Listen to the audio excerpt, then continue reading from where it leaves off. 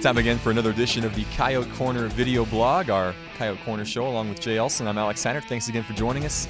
Yotes finish up the football season this year, Jay, on a tough note, a 37-14 loss on the road in the rivalry series to South Dakota State. That was a game coming in where even though USD didn't have much in terms of postseason to play for, still a lot of motivation. Oh, yeah. And it just didn't quite work out that way. A early hole really put them in a tough spot. And over the last 3 weeks of the season, that's kind of what did them in. They got in a big hole early and had to try and dig their way out, and it didn't work well. The last couple of weeks, they were able to come back and really make a fight of it. And then this one, it just kind of was over by halftime. It just the Jacks really came out firing on all cylinders. That's a team that's really clicking right now.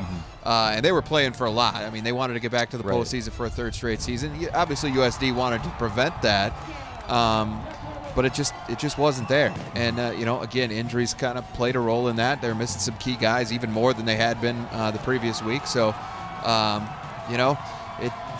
the execution wasn't there, but there was certainly some other circumstances at play as well that probably contributed to all of that. Yeah, certainly. I mean, it was a game where even though it was 31-0 at halftime, you talked with Joe Glenn going into the half, and he just had said, we got to come out and fight and try and win this second half. And they did. They scored 14 points, some of those against maybe the second team of state, but still moved the football well. They ran the football well. Drew Potter goes over 100 yards. Corey Kilgore was effective running the football. There were some spots there where you can point at and say, hey, this team did not give up, certainly in this contest. And they didn't all year. And honestly, with as rough as things got, a lot of teams might have, and so we've talked about that several times on Kyle Corner about the fact that this team, just continued to fight. I mean, they're saying fight South Dakota. Well, they're fighting for the university, and they're fighting for their football program. They're fighting for their coaching staff and each other, and they continue to do that all season, even in the midst of a lot of adversity, more than a lot of teams face. I mean, everybody deals with injuries, but I think this got a little out of hand. I think everybody would agree with that. And the snowball just took off and just got a little out of control on them. And so the season ends up being a disappointment in that regard. But that's something going forward that you can build off of. And one thing that Joe said after the game on Saturday was, we don't have an attitude problem. Yeah. We just have a bit of an execution problem, and we had a health problem this year. And so the attitude is a huge part of it. These guys believe in each other. They believe in what this football program is trying to become, and they believe that they have the guys to get it done.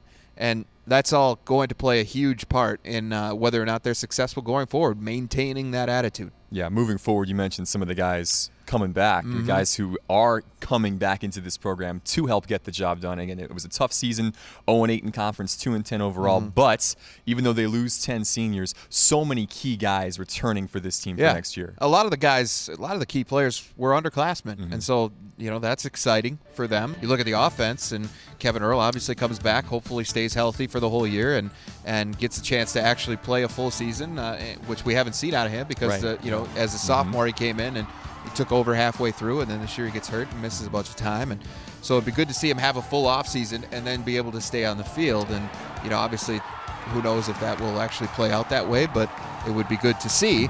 And then you look at running back, and again, coming into this year, there was so much depth at that position. It really got tested because of all the injuries. But they needed it. Bama, Roberts, Kilgore, all coming back. They've got some guys that redshirted this year that they feel like can step up and fill some of those deeper spots on the depth chart, and so they're excited about that.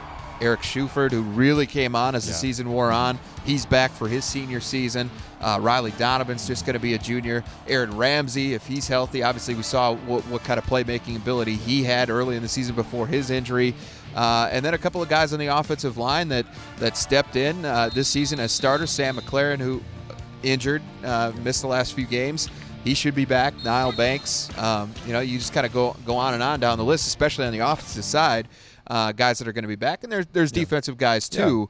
But certainly with the way that this whole thing affected the offensive side of the football, the injury situation. I mean, this season, it's good to see that they're going to have a lot of those guys coming back, and a lot of the playmakers that have been in the program and are used to the system and can step right in there and hopefully just kind of up the level of play a little bit. Yeah, defensively too. Again, Drew Whitting's coming back as a senior up front. Kean Loggy's going to be a senior next year. John Wessel really stepped up in that linebacking core. Tyson Graham was a kid that was top 15 in the Valley in tackles this season in the secondary. So still certainly an upgrade in talent in some positions is probably needed, and some schematic stuff. Joe talked about that in an interview on Monday, just how they need to maybe reevaluate some things based on the guys they've got. But even though it's a 2-10 season, the future's still pretty bright for this team. And the only thing about the injury situation, if there is a silver lining, it's the fact that the Coyotes have this next man up philosophy, which every football team in America employs. You got to be able to have another guy step up. Well, they had to go through the grind with guys that they weren't expecting to see as many reps as they got this year, and that's only going to pay positive dividends going forward. Because these guys know what it's like to play in the Valley and how difficult it is and where they need to be if they want to be successful as a team.